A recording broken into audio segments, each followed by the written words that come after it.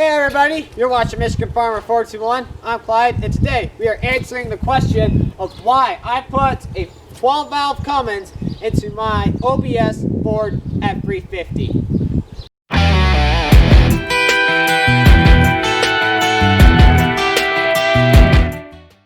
Okay, so why did I put a Cummins into my Ford F-350? Well, it's kind of really simple. The 12-valve Cummins is known for not having very many issues. I mean, there's an issue with every engine, but this one had the least. Like, it was reliable, it was fully mechanical, it needs one wire to run. Now the P-pump Cummins, they need 2 or 3, but a P-pump Cummins is just not in my budget, so I didn't go there. So, the Cummins is simple, it's reliable, it's simple and reliable is all the best I can put it. And when you have that engine in a simple and reliable truck, I'm not saying Dodges aren't simple and reliable, but they did have some transmission issues. Now this truck, it did have some transmission issues, but I think that's due to the fact that it had 300 and some thousand miles on it, and that it is way past its time to get a rebuild. But I put it in this truck because I wanted a reliable and simple engine. Something I could work on that I didn't have to go to the shop and be like, hey, my computer, it ain't working right, truck's going into low gear, and I can't get past 45 RPMs, 6.4. So that's some of the reasons why I put a mechanical and very simple engine in this truck, was for me to work on it myself and not have to take it to a shop.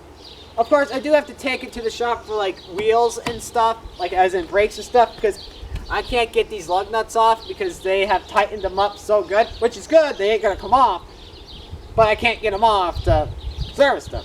And they're really cheap and nice to me, so I'm like, hey, need brakes? No, you need a master cylinder. Oh, okay, sounds good. Put her on there, done in a day and a half, you know, so.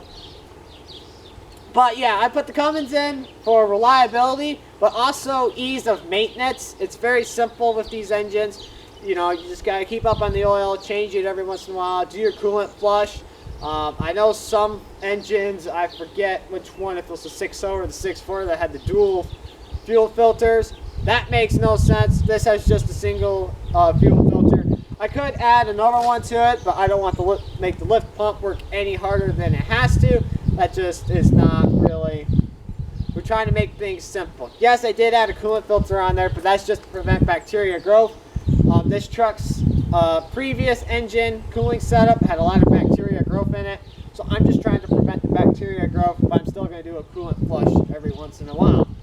So yeah, so again, the reason I put the Cummins in was simplicity, reliability, ease of maintenance. That is really, of course I wanted a unique hot rod that I don't have to get this emission tested either.